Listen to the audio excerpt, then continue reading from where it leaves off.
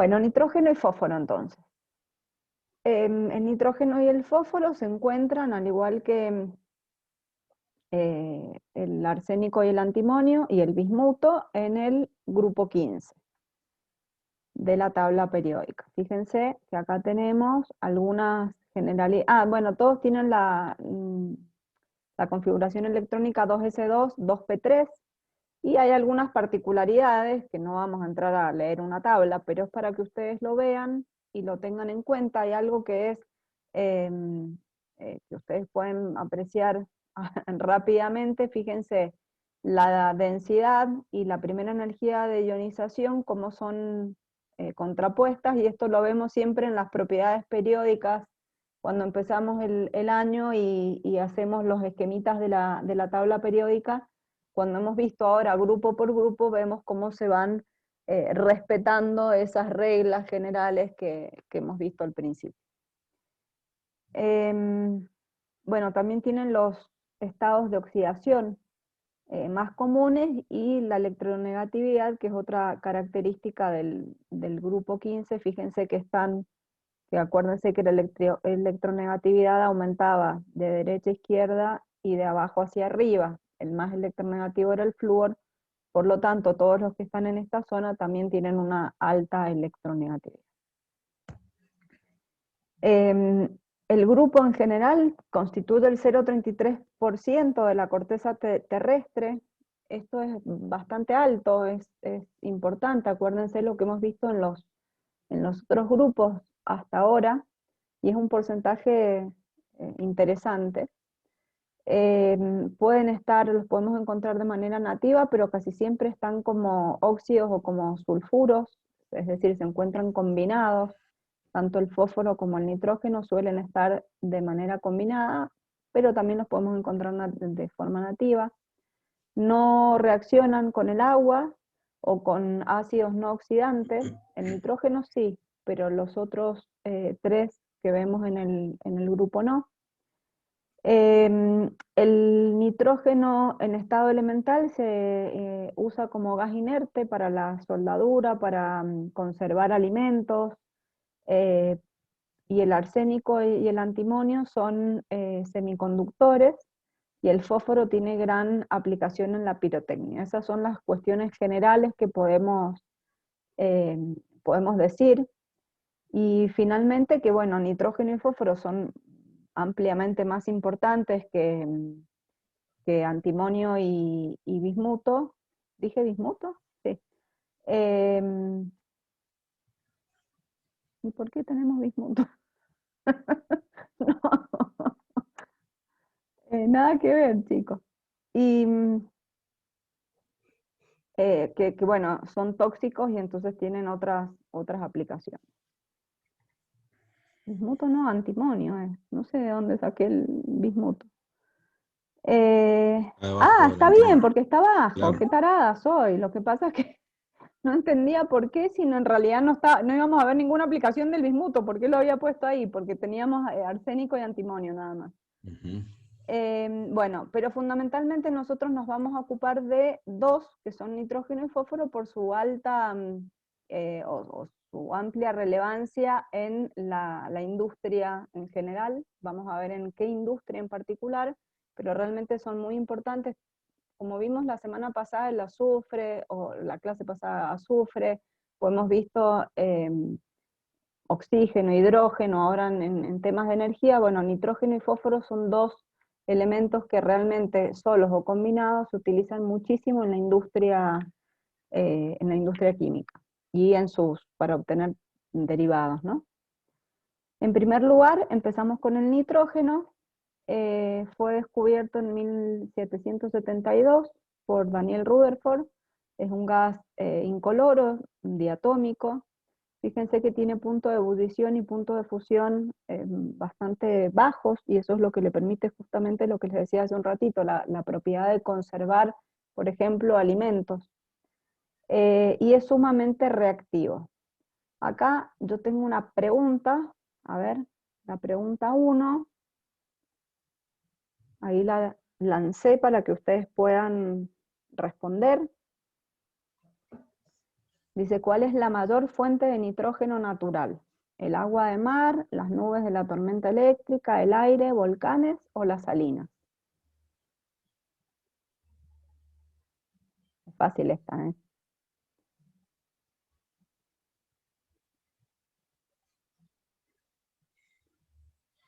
No me dan los porcentajes ahí, ¿cómo es?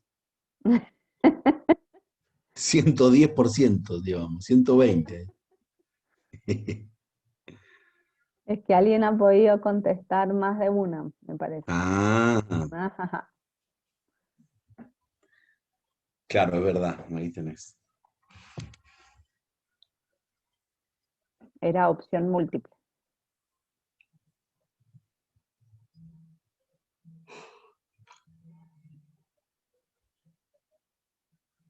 Hay una pregunta que hice que no lo he hecho nunca, les aviso que vamos a probar con ustedes a ver cómo sale. Pero bueno, uno va aprendiendo. Ok, vamos a ver los resultados. La mayoría dice que el aire. Otros han puesto nubes de tormenta eléctrica, agua de mar, volcanes y salinas. En realidad el aire, sí, el aire es la principal fuente de nitrógeno natural. En la atmósfera se encuentra combinado también y en las salinas también se encuentra combinado. En los volcanes y en el agua de mar es prácticamente insignificante. Así que muy bien los que respondieron aire y acá se supone que íbamos a ver un videito, así que ya lo pongo. Fíjense que en la naturaleza tenemos aproximadamente el 78% en volumen, está en el aire, es como, se encuentra como nitrógeno. Y la segunda fuente son las salinas o los yacimientos de salitre que se encuentran sobre todo en Latinoamérica. Latinoamérica, bueno, y hay también en Israel, pero Latinoamérica es uno de los lugares que tiene mayor oferta de este tipo de yacimientos de nitrato de potasio y nitrato de sodio. En realidad lo que se conoce como salitre es una combinación de estas dos sales. Y esta es una imagen del salar de Uyuni en Bolivia, que bueno, a lo mejor algunos de ustedes los conoce o han visto imágenes. Es realmente impactante y es un salar muy grande y muy importante latinoamericano. Bueno, y también en cuestiones orgánicas lo encontramos en lo que es el ciclo del nitrógeno en el suelo, la vegetación y la atmósfera, es decir, se va produciendo un ciclo entre la descomposición de la materia orgánica que hay en el suelo, se desnitrifica, entonces se libera ese nitrógeno eh, a la atmósfera y se incorpora otra vez al suelo a partir de los excrementos del ganado, a partir de la descomposición de residuos orgánicos, a partir de cuando realmente hay, ¿cómo se llama? La movilización de mineralización del suelo y demás, esto se forma, este ciclo natural del nitrógeno y es sumamente importante para la vida. Y por otro lado, lo encontramos también en el ARN y en el ADN de los seres vivos. Lo que no sé es por qué no está, a ver, déjenme ver, acá está, bueno. Los métodos de obtención del nitrógeno, bueno, en la industria se obtiene a partir de la destilación del aire, y en el laboratorio se obtiene a partir del nitrito de amonio, por la descomposición térmica de nitrito de amonio, que se descompone dándonos nitrógeno y agua. A ver, la pregunta 2, me parece que ya les dije la respuesta, les aviso. Ah, no, Una no se las pregunta dije. retórica. Sí, era, si conocen cómo Ah, es el no, no se la dijiste. proceso de destilación del aire. No, pensé que había preguntado cómo se obtenía de manera industrial.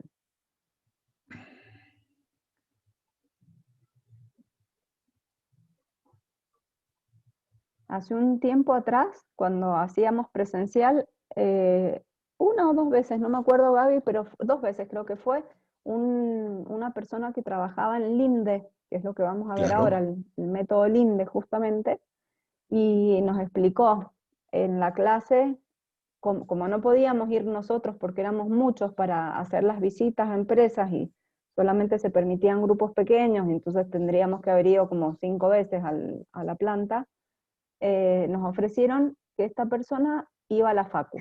Y no saben lo interesante que fue todo lo que nos contó, mostró, llevó imágenes, llevó cuestiones de equipos. Él había sido estudiante de ingeniería, así que tenía también bastante claro muchas cosas qué de bueno. inorgánica, pero bueno, ya no lo hace más. Muy bien. Bueno, la mayoría dijo que le gustaría saberlo, así que vamos a ver cómo se hace la... No soy el señor... Ay, ¿qué hice? Apagué la... La compartida. Sí, mejor, porque... Ahí está, porque tenía que poner el sonido de la compu. Ahí está. Vamos a ver si anda desde acá, y si no lo pongo desde... ¿Me alcanzan a ¿Se ver? escucha? Ok. ¿Sí? Lo que no voy a poder es ampliarlo mucho más, me parece. A ver. No voy a poder. Dejémoslo ahí.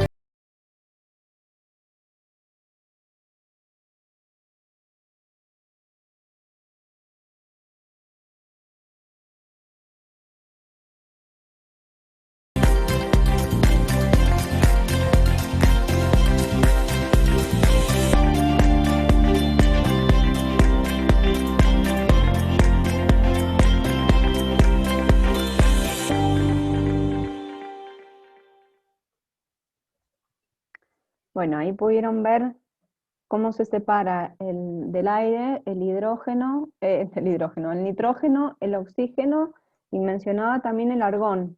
En realidad hay otros gases en pequeñas trazas o proporciones concentraciones, digo, que se extraen y que tienen otros usos. Por ejemplo, el argón se puede utilizar como un gas que no acá en la Argentina, ¿no? Pero sí se usa en otros países como un gas de relleno en las ventanas doble vidriado, por ejemplo, porque tiene una DBH. mayor...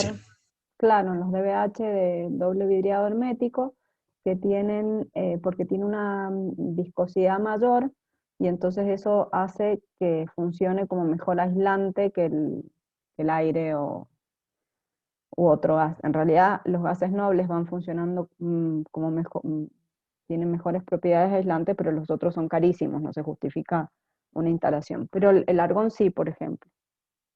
Acá en la Argentina igual esas instalaciones no están muy difundidas por ahora, sobre todo por el costo. Pero también el oxígeno que se utiliza medicinalmente se obtiene a partir de la destilación del aire, y el nitrógeno casi en su totalidad se obtiene a partir de la destilación del aire. Los compuestos que forman nitrógeno hay tres, forman muchos compuestos, pero hay tres grupos que son los que a nosotros más nos interesan. Uno es el amoníaco, eh, que es con hidrógeno, el ácido nítrico, y después los óxidos nitroso y óxidos nítricos. Estos óxidos, y bueno, el dióxido de nitrógeno también es un gas que ahora vamos a ver dónde se produce y por qué es importante, pero estos otros dos óxidos que vemos acá, sobre todo el óxido nítrico, tienen que ver también en la formación de otros compuestos que nos interesan mucho en la industria. Bueno, acá tienen la estructura del amoníaco, en la cual no vamos a hacer mucho más que lo que ya conocen. Veo que hay algo en el chat, pero no puedo leer. Si alguien lo mira. Gracias, dice, ahí te lo leo. Ah, Dice, profe, ¿es lo mismo licuefacción que condensación? Sí, eh, dice uno, y gracias, sí. Se vuelve al estado líquido. Claro. ok. Em, Se respondieron solos, muy buenos. Muy bien. Ujú. En el laboratorio, fíjense que se obtiene a partir de cloruro de sodio en solución acuosa con hidróxido de sodio en solución acuosa. Entonces tenemos por un lado cloruro de sodio y por otro lado amoníaco en forma gaseosa. Esa es la manera en que lo podemos obtener en el laboratorio, mientras que en la industria se obtiene a partir de el proceso que se conoce como proceso Haber. Es Ujú. posible que ustedes lo hayan visto en Integración 1, ¿o no? No, creo que ¿No no lo lo veo. vieron? Ah, Por bueno. lo menos la parte que doy yo de Que te práctica no lo tocó, veo. ¿no? Ok. No me suena a mí ¿No le suena? tampoco de Bueno, integración. es Seguramente ah, lo han visto como un ejemplo en equilibrio químico, porque es claro. clásico analizar ese equilibrio en química general. Sí, acá Gaby, cuando vos quieras meter bocados, ¿sabes? No, no, estamos todo bien, está muy bien, Bárbara.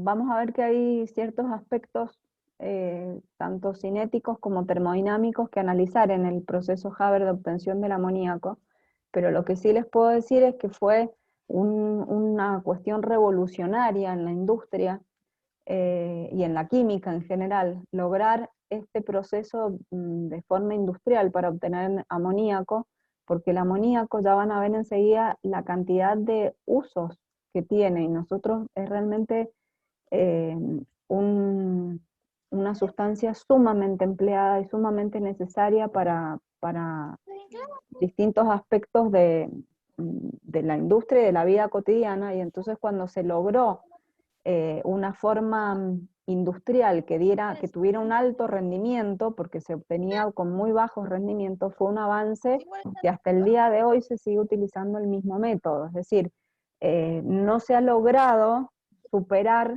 este proceso. Eso cuando ocurre, es realmente, ustedes se dan cuenta la magnitud que tuvo ese descubrimiento. Es decir, que a Haber le tenemos que agradecer esto. Fíjense, esta es la reacción, es una reacción, tenemos nitrógeno e hidrógeno, que es una reacción reversible que nos forma amoníaco en forma gaseosa, y fíjense cómo es el delta H de la reacción. ¿Qué me pueden decir de esa reacción? ¿Qué es exotérmica? Es exotérmica, muy bien. ¿Es reversible o no? Dijimos que sí, que era reversible. Y ahora yo les voy a preguntar, les hago una pregunta acá para que ustedes analicen y me digan qué es lo que convendría. Dice, si la constante de equilibrio a 25 Celsius es muy elevada, es decir, que a esa temperatura casi todo el nitrógeno y el hidrógeno se convierten en amoníaco, ¿a qué temperaturas les parece a ustedes que conviene trabajar? Es decir, ¿tendríamos que trabajar a altas temperaturas o a bajas temperaturas? Tenemos una K de equilibrio con un exponente a la 8 aproximadamente, si no me equivoco. Es decir, es muy elevado, a 25 grados.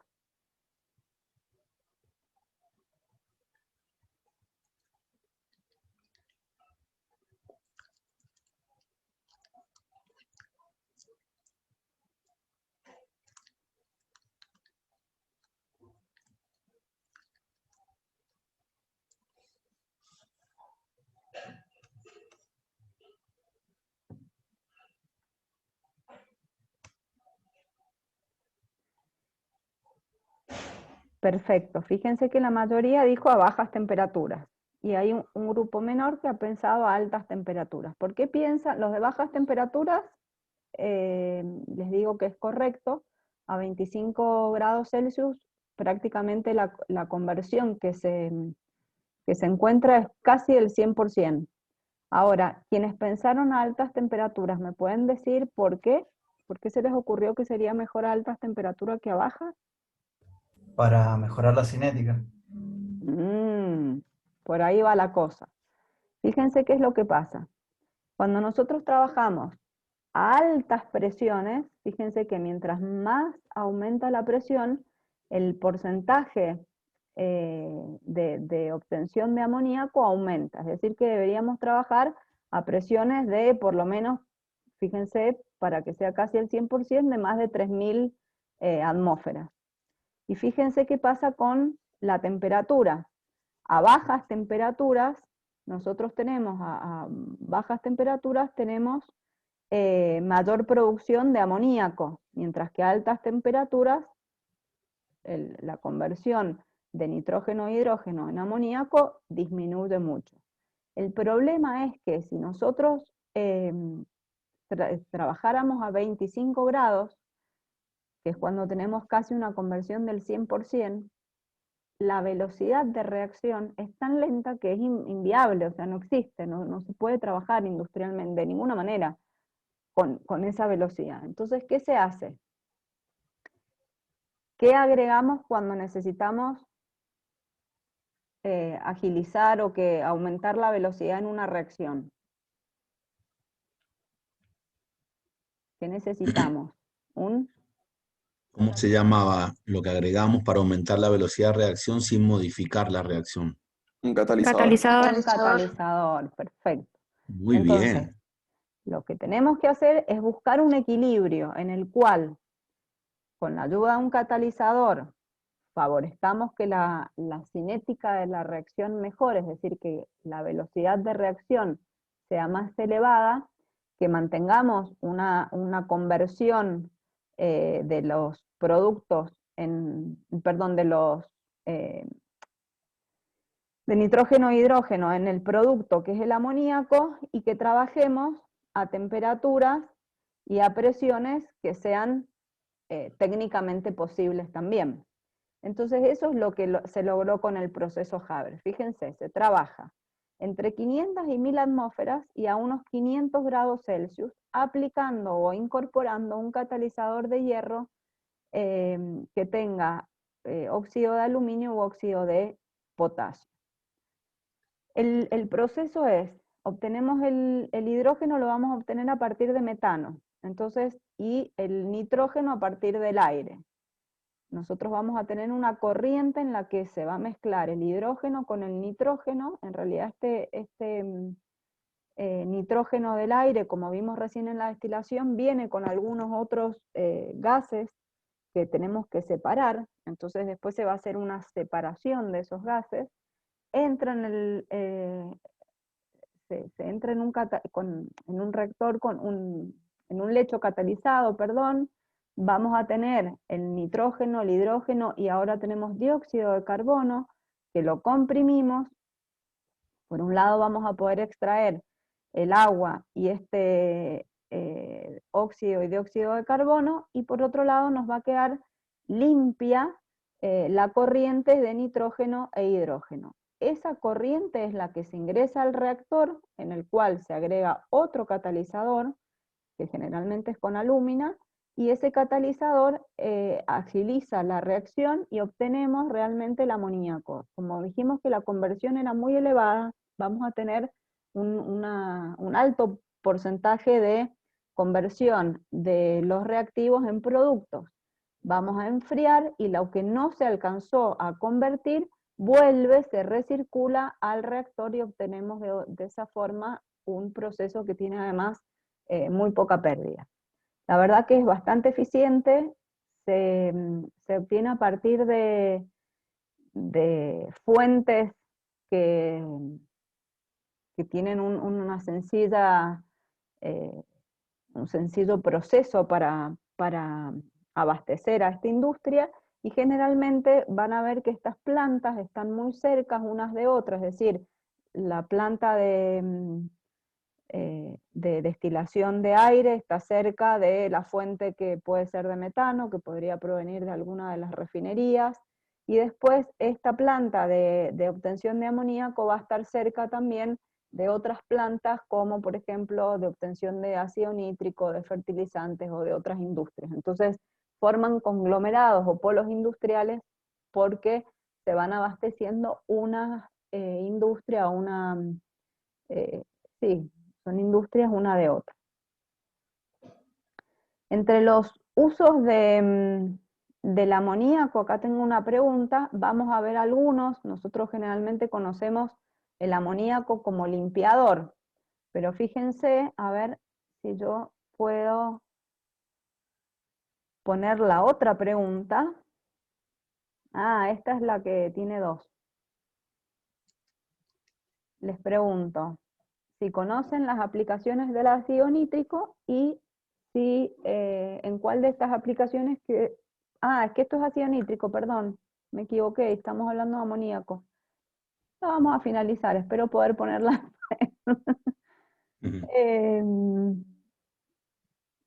Amoníaco. El mayor uso es entonces como limpiadores, como para limpiar tanto a nivel industrial como a nivel de viviendas, y para la fabricación de fertilizantes en la industria, en la agroindustria. Y bueno, hay otros usos menores que en realidad no tienen prácticamente relevancia para que nosotros analicemos. Se han utilizado también en, bueno, otra vez me aparece la pregunta 4. Esto no tengo idea por qué ha pasado, chicos, les aviso. No estaba puesto así, se ve que algo que guardé lo he puesto mal. Enseguida vamos a ver de la industria de fertilizantes qué es lo que se utiliza del amoníaco, y vamos a ver, en realidad esto es una combinación del ácido nítrico con el amoníaco, por eso es que aparece de esta manera, pero no se preocupen que ya vamos a, lo vemos enseguida. El nitrógeno, a ver, por un lado entonces forma el amoníaco, que es súper importante, ya vimos cómo se obtiene. Por otro lado, forma óxidos. Entre los óxidos más comunes o con más relevancia del nitrógeno tenemos, este se llama óxido nitroso, y estos son óxido de nitrógeno o dióxido de nitrógeno. En la atmósfera generalmente tenemos una combinación de estos dos, y ustedes lo van a ver escrito muchas veces como NOx, los NOx. Es porque son formas inestables, y entonces sobre todo es más inestable el óxido de nitrógeno, y entonces están en permanente formación y descomposición. El óxido nitroso, que es este que está acá, bueno, es un gas incoloro, se usa mucho para, tiene un olor agradable y es como dulzón, y bueno, se obtiene a partir de calentamiento de nitrato de amonio. De esta forma uno lo puede utilizar, lo puede obtener, y en realidad lo que les quería decir es que se usa mucho como anestésico. Lo usaban antes, ahora no tanto, pero hace unos años atrás se usaban en los consultorios odontológicos, había siempre una botellita de óxido nitroso que se pone con una mascarilla y entonces adormece, tiene ese olor rico y qué sé yo, te adormece y te induce a una especie de sueño que te pueden sacar las muelas sin que grites. Y no sé si alguno de ustedes lo operaron alguna vez de amígdalas, también a veces te ponen esa mascarita primero. El problema, ¿saben cuál es? Cuando uno se despierta. Quedas medio como afectado. Bueno, y de los otros óxidos, el que vamos a ver es el óxido nítrico, el óxido de nitrógeno, también lo pueden conocer así, es un gas incoloro, y la reacción se produce directamente en la atmósfera. Esto es importante porque lo tenemos que tener en cuenta para aspectos ambientales, por ejemplo, como el tema de lluvia ácida. ¿Por qué? Porque la reacción del nitrógeno y el oxígeno en la atmósfera producen óxido nítrico, y ese óxido nítrico después con agua forma una combinación de ácido nitroso y ácido nítrico, y entonces eso es lo que produce. ¿Se acuerdan que la clase de azufre vimos que en la atmósfera también se producía ácido sulfúrico, que era uno de los principales gases que afectaba la lluvia ácida? Bueno, en este caso, esta combinación de ácido nitroso y ácido nítrico también contribuye a este problema de la lluvia ácida. Y vamos a ver que también se produce otro efecto en la atmósfera y produce smog fotoquímico. Exactamente. Sí, no Sí, sé si se acuerdan en el laboratorio cuando vimos óxidos neutros, hicimos esa reacción de descomposición térmica del nitrato de amonio, y bueno, claro, y fíjate ahí que has puesto esa indicación, que el monóxido de nitrógeno ni el óxido nítrico reaccionan con reaccionan el con el agua, agua. por eso, claro, por eso se llaman óxidos neutros. Exactamente. En cambio, el dióxido de nitrógeno sí, y es el que produce estos ácidos. Claro, el dióxido de El nitrógeno dióxido, lo vimos ajá, como ejemplo de óxido mixto, claro. porque con agua da dos tipos de ácidos con distinto estado de oxidación. Interesante los óxidos de nitrógeno. Ujú, ujú.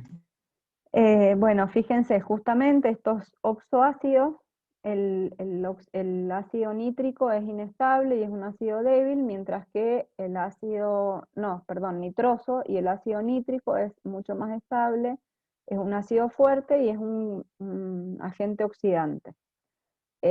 Acá tienen algunas cuestiones para que sepan: concentrado y caliente siempre reduce al dióxido de nitrógeno, diluido y frío tiende a hacer un reductor, frente a reductores débiles da óxido nítrico, y también diluido y frío frente a reductores enérgicos, es decir, que no sean débiles, da amonio.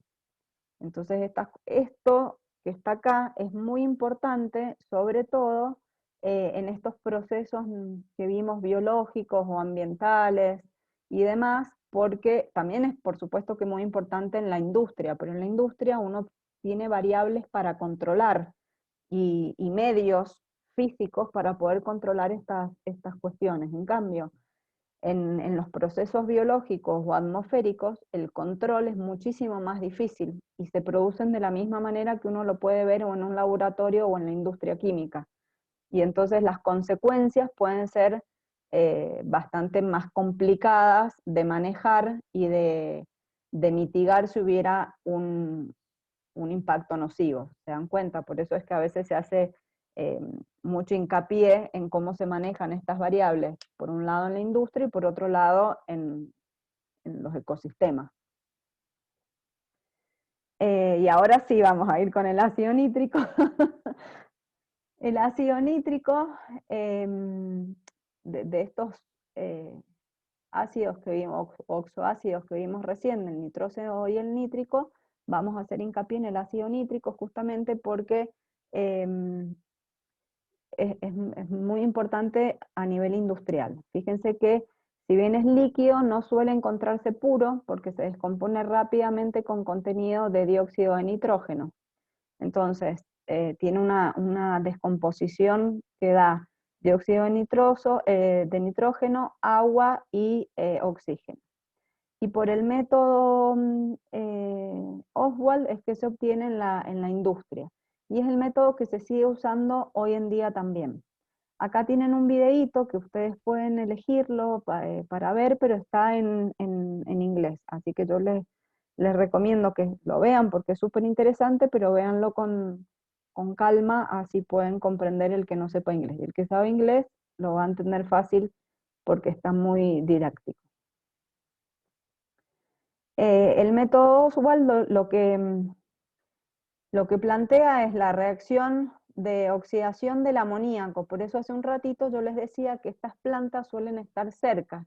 La planta de amoníaco suele estar cerca de una planta de obtención de ácido nítrico, porque nosotros necesitamos como materia prima o como input en nuestro proceso el amoníaco. Se oxida en óxido nítrico y agua a alta temperatura, 800 grados.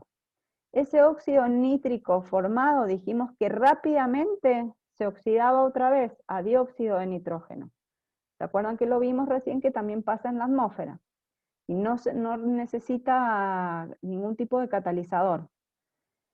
Y entonces, cuando disolvemos el dióxido de nitrógeno en agua, vamos a obtener estos dos ácidos, el ácido nitroso y el ácido nítrico. Y si nosotros calentamos esa mezcla ácida, lo que hacemos es favorecemos la conversión del ácido nitroso en ácido nítrico.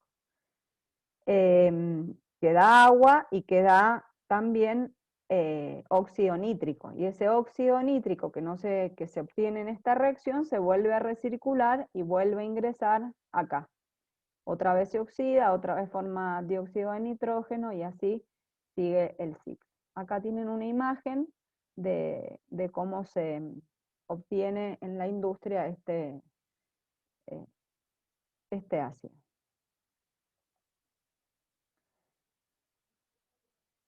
Ahora sí les voy a poner la votación. Ahí está, a ver. ¿Ahora pueden verla?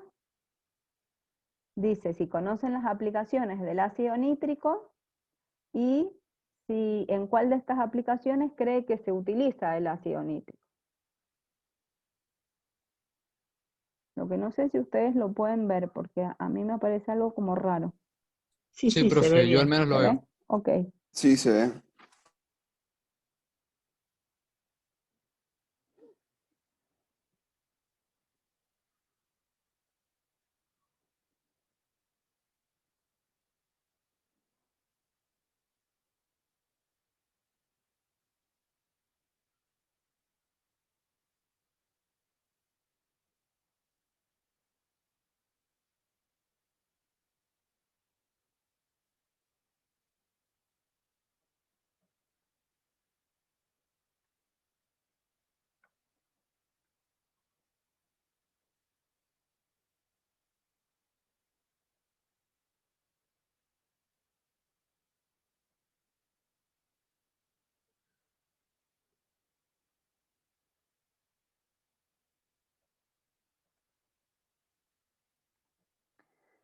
Bueno, fíjense, las respuestas de si conocían las aplicaciones o no estuvieron empatadas.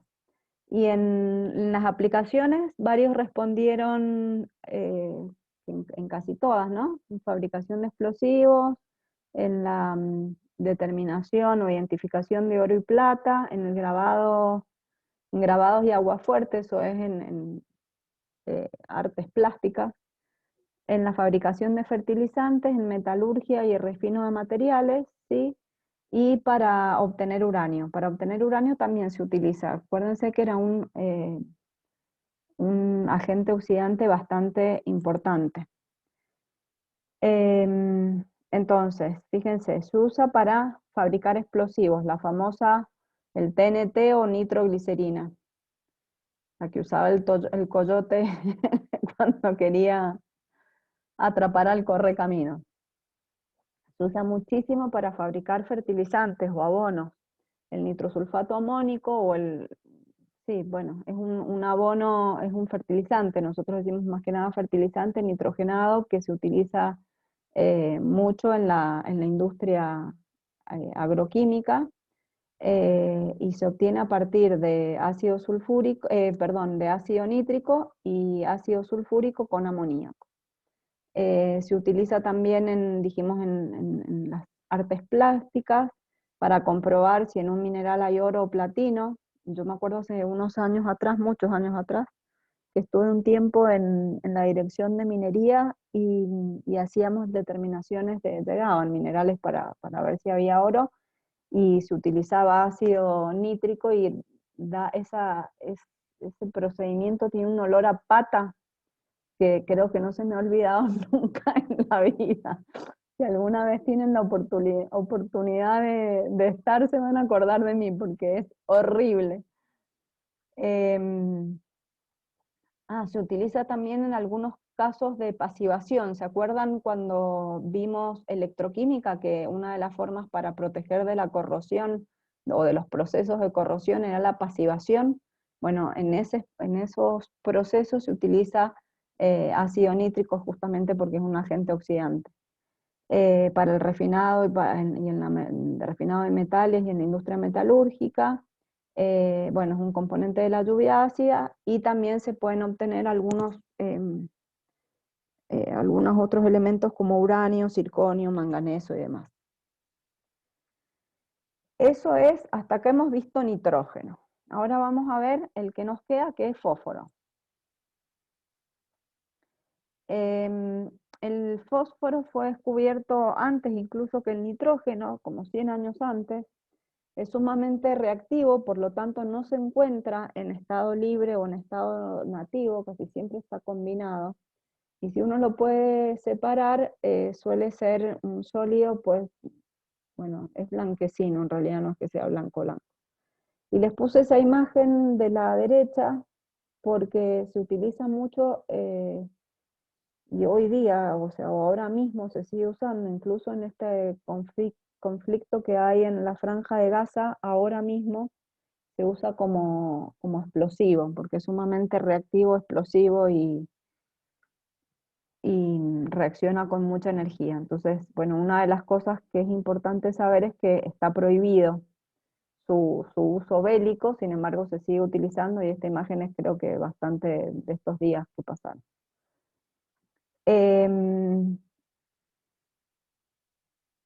A ver, bueno, generalmente nosotros lo asociamos quiero ver una cosa, lo asociamos a los fósforos, a las cerillas. Entonces vamos a ver si les hago la última pregunta, y les voy a preguntar cuál fósforo, tenemos distintos alótropos, y hay uno que se llama fósforo rojo y fósforo blanco. ¿Cuál es inflamable? ¿El rojo o el blanco? Piensen en los fósforos y ustedes van a poder sacar sus conclusiones cuando prendemos una cerilla. Creo que Leandro Casati me entendió. ¿Qué pasó? Iba a decir lo mismo. Digo, citó una serie muy conocida, por ende Yo no explica estoy eso. viendo. Dice como en Breaking Bad. Claro.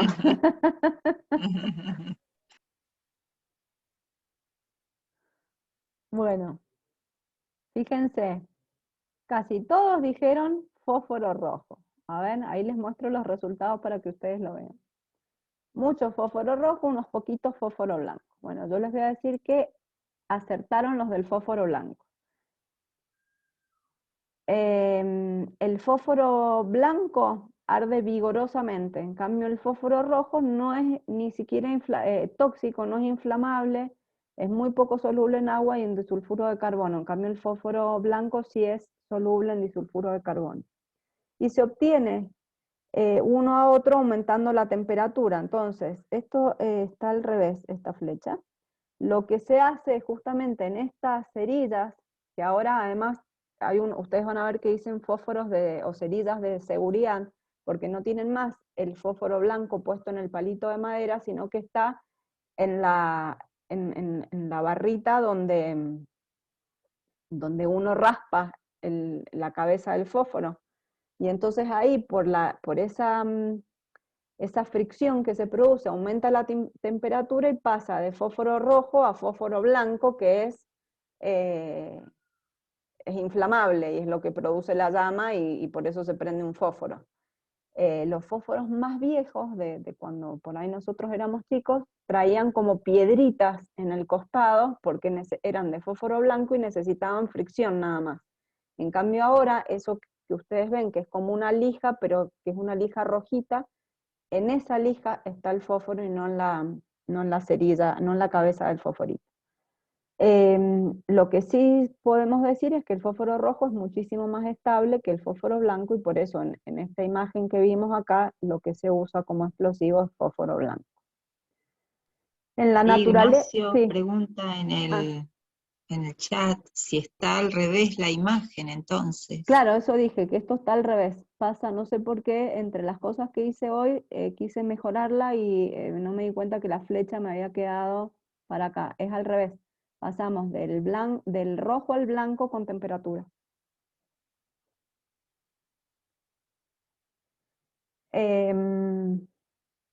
Ahora cuando les suba el PowerPoint se los cambio, así les queda bien para tenerlo ustedes en el PDF.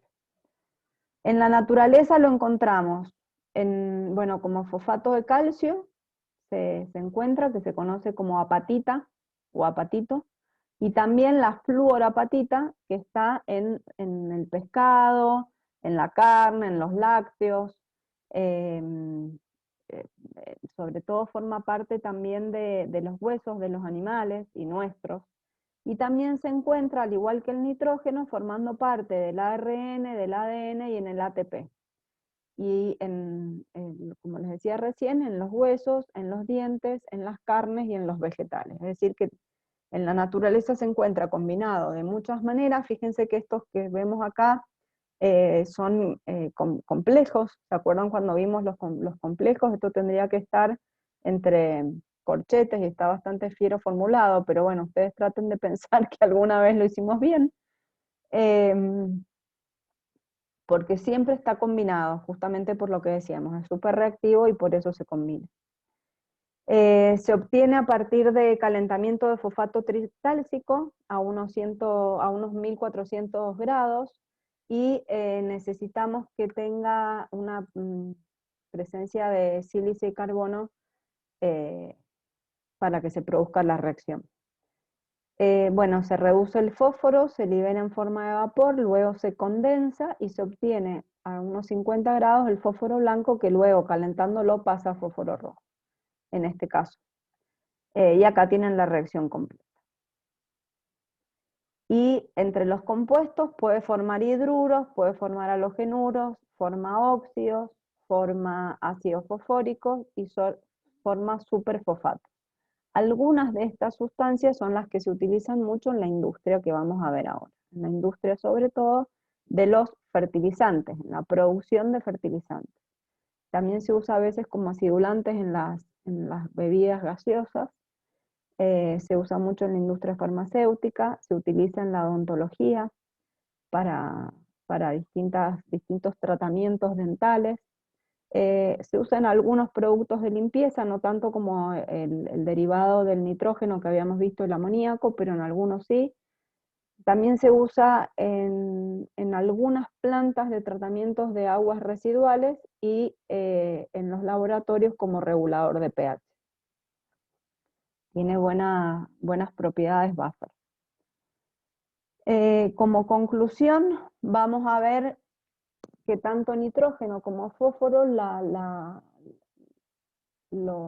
aplicación más importante o el uso más importante que tienen es en la industria de los fertilizantes, y yo acá les he puesto algún fertilizante que es bastante conocido, puede ser, a lo mejor ustedes lo han escuchado.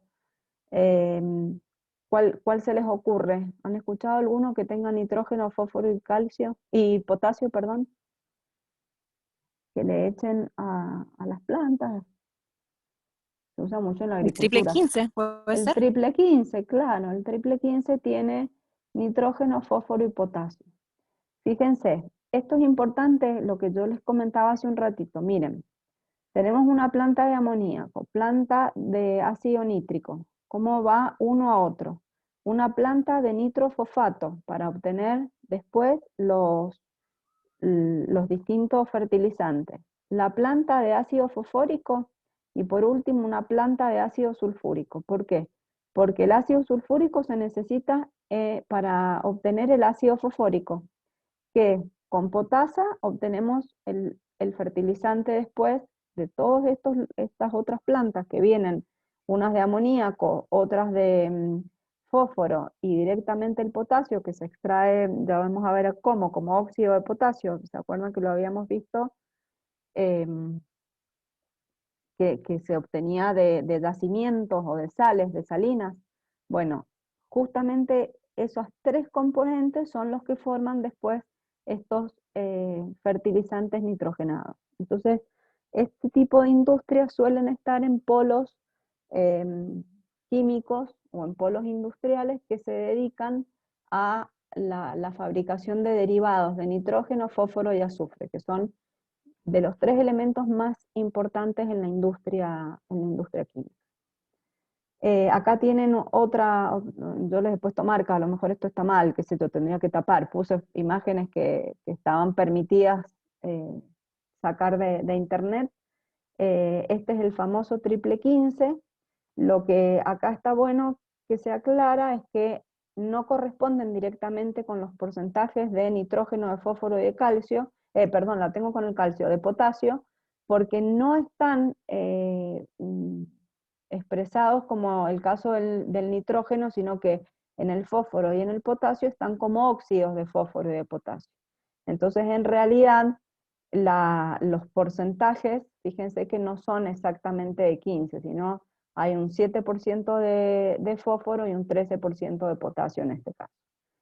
Y acá tienen otro que es nitrofosca, esto es de una hoja de seguridad de este fertilizante, y acá tienen los porcentajes, esto sería como un triple 15, pero en realidad es 14, 7, 17, tienen los porcentajes de cada uno y en la forma en que se han combinado. Entonces, se aporta cada uno de estos compuestos combinados aportan a permitir que se mejore la fotosíntesis o que tengan una mayor proliferación radicular, o que haya, por ejemplo, el potasio sirve para los balances de agua entre el agua que se le aporta a la planta y que la planta evapotranspira, y entonces los tres combinados producen un buen complejo de nutrientes para los cultivos. Y bueno, finalmente, tener en cuenta cuál es el impacto ambiental. Por un lado, el nitrógeno contribuye a muchos impactos, no solamente lo que veíamos de acidificación, sino que acidifica los compuestos de NOx en la atmósfera, pero también eutrofizan. ¿Saben lo que es la eutrofización? Creo que algo les dije el otro día. Es el aumento de contenido de nitrógeno o fósforo en los cuerpos de agua. También se produce en los suelos, pero sobre todo en los cuerpos de agua es más visible los efectos que se producen. Es cuando ustedes ven el agua verde, acá tienen un ejemplo, miren. Esto es agua verde, esto es por fósforo.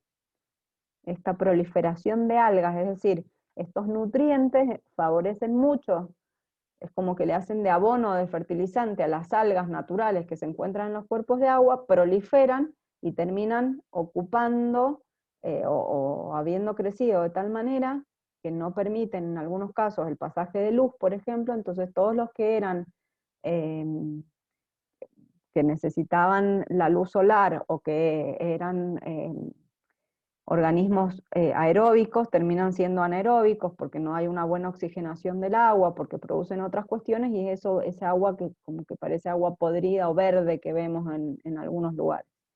Y en las costas también ocurre. Todo esto es consecuencia en mayor medida de los fertilizantes que con las lluvias o con las infiltraciones van a parar a los cuerpos de agua. Entonces el amonio y el amoníaco contribuyen a la eutrofización. El óxido nitroso contribuye al calentamiento global o al cambio climático. ¿Por qué? Porque tiene un potencial de calentamiento global muchísimo más alto que el dióxido de carbono. Al smog fotoquímico, hay algunos países, por ejemplo en Chile, nosotros decimos que hay smog, porque no, es como que ese aire está contaminado, o incluso también lo pueden haber visto en ciudades como Londres, que tienen o tenían la industria muy cerca de la ciudad, y entonces todas esas emisiones de dióxido de nitrógeno que se producen por las industrias o por la quema de combustibles fósiles en los vehículos, por ejemplo, producen en la atmósfera, cuando pasa la radiación ultravioleta, esa formación de lo que se conoce como smog fotoquímico. Y por otro lado, la toxicidad acuática. Los nitritos, y en algunos casos los nitratos, son sumamente tóxicos para nosotros, tremendamente tóxicos, pero para muchas especies de ecosistemas acuáticos también, y de esa manera uno ve a veces peces muertos, o que alguna especie directamente ha desaparecido porque se incrementó la concentración de nitritos o nitratos. Y finalmente, ¿alguno me puede decir la diferencia entre estos dos autos, además del color? Pensando en impacto ambiental, ¿no?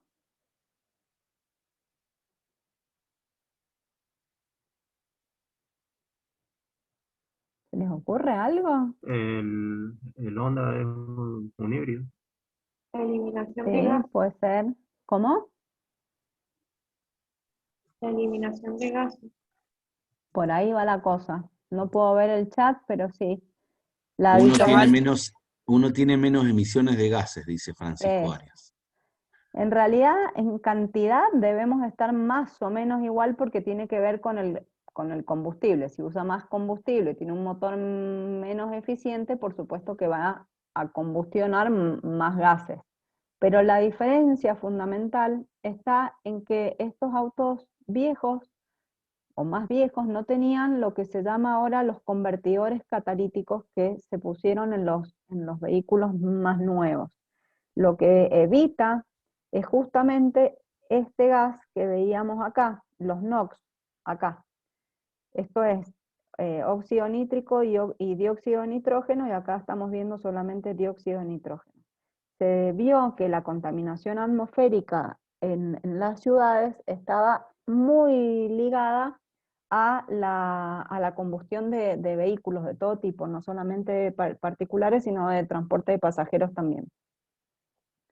Entonces, estos convertidores catalíticos lo que hacen justamente es no permitir que se elimine el óxido nítrico, que se acuerdan que era bastante inestable y rápidamente se formaba el dióxido de nitrógeno.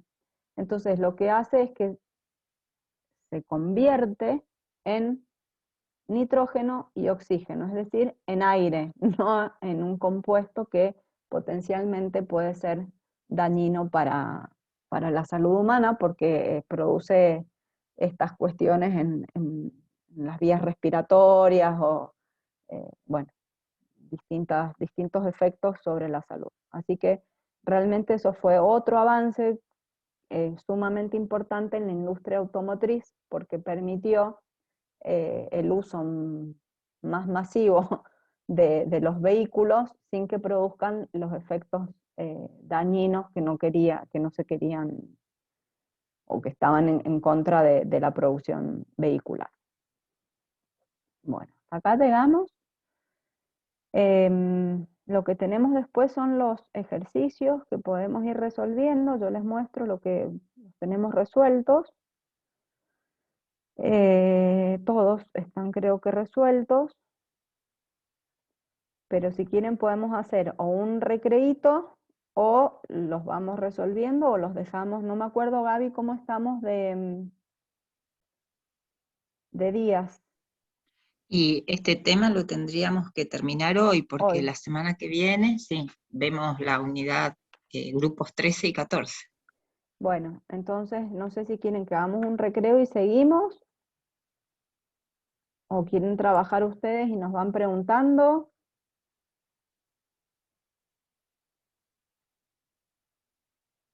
Como ustedes quieran.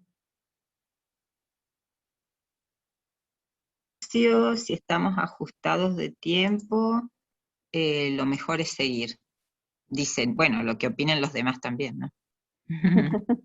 No, sí, acá los tenemos. Dice que también sigamos. Bueno, ok. Sí, Entonces hagamos una cosa. Yo voy a volver a poner los ejercicios para que ustedes los tengan. Ahí. Los vamos resolviendo. Estos en realidad, fíjense que son todos explicar la variación de propiedades de no metal a metal y la formación y carácter de los óxidos en el grupo 15. Lo tienen acá en el PowerPoint, por eso yo no me puse a resolverlo. Nombrar cómo se encuentran en la naturaleza cada uno de los elementos del grupo. Escribir los usos más importantes del nitrógeno y ejemplificar. Acá escriban sobre todo del amoníaco y del ácido nítrico, que son los dos más importantes. Pueden proponer compuestos con número de oxidación que varíen de -3 a +5. ¿Se acuerdan que en las primeras diapositivas tenían una tablita? Analizar el método Haber para obtener amoníaco utilizando conceptos de equilibrio y cinética química, es lo que estuvimos viendo recién. ¿Cuál es el uso más significativo? Y plantear el método de Oswald para la obtención de ácido nítrico. Eso también lo tienen acá en el PowerPoint. Lo mismo es nombrar las propiedades y usos más importantes del ácido nítrico, también lo tienen. Así que me parece que empezamos a partir del 8. Yo les propongo esto, ¿por qué no los van resolviendo y ustedes comparten la pantalla? ¿Quieren hacerlo en grupo, con amigos o como ustedes quieran, o solos? El que lo va terminando lo va compartiendo, así entre todos lo podemos ver. Acá está resuelto, pero la idea sería que ustedes trabajen un poco y lo vamos viendo, si no, las dudas no las van a surgir si yo se los muestro así nomás. Así que me parece que por ahí estaría bueno. Sí, me parece que por ahí estaría bueno que ustedes vayan trabajando, ¿les parece? ¿Quieren que yo les arme grupos o los arman ustedes solos?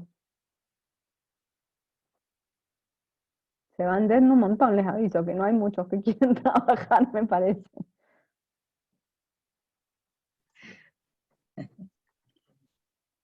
Si prefieren, armamos grupos en 2 segundos, hacemos estas cuestiones, las salitas, y los van resolviendo, y si no van resolviendo ustedes y van preguntando, ¿les parece? Bueno, perfecto. Bueno.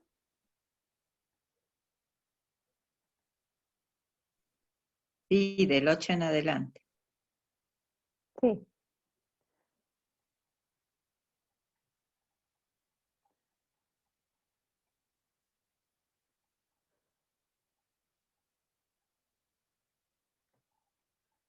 Yo no sé cómo ven ustedes la lista de,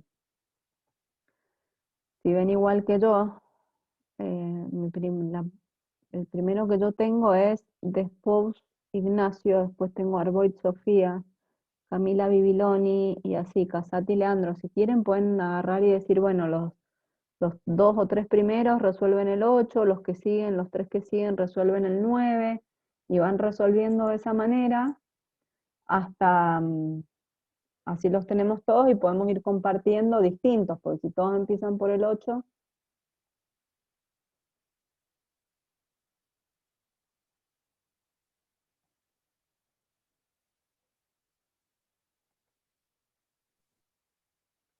Sí, mirando acá la guía, ejercicios para resolver, tenemos el 8, el 9, el 10,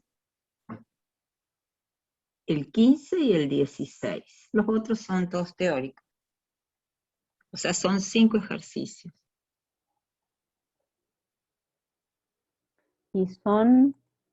Y hay 25, menos nosotros 4, 21. Tienen más o menos 4 por grupito. Pueden ir haciendo de a 4. Los 4 primeros una cosa y así. Me parece que eso está piola y si quieren armo un Jamboard y los van poniendo ahí. ¿Les parece? Mira, ahí Sofía ya tiene grupo. López buenísimo. Martín, Milet, Milet y Sofía van a ser el 8.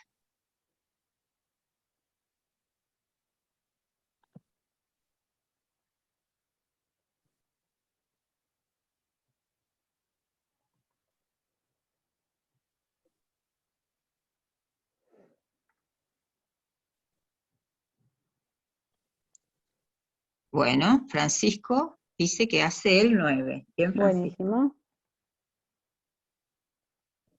A ver quién más. El 10 es una estequiometría.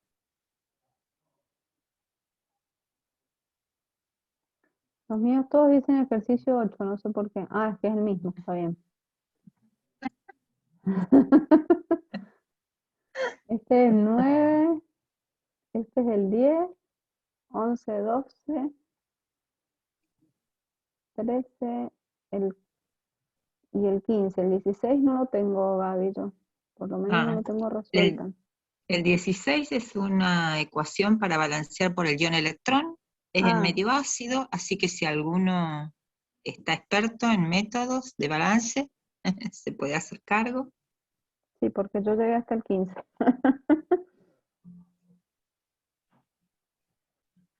Voy a aprovechar mientras y cambio lo del PowerPoint, eso que había un error, así. Y voy a dejar de ya que- grabar para que no quede tan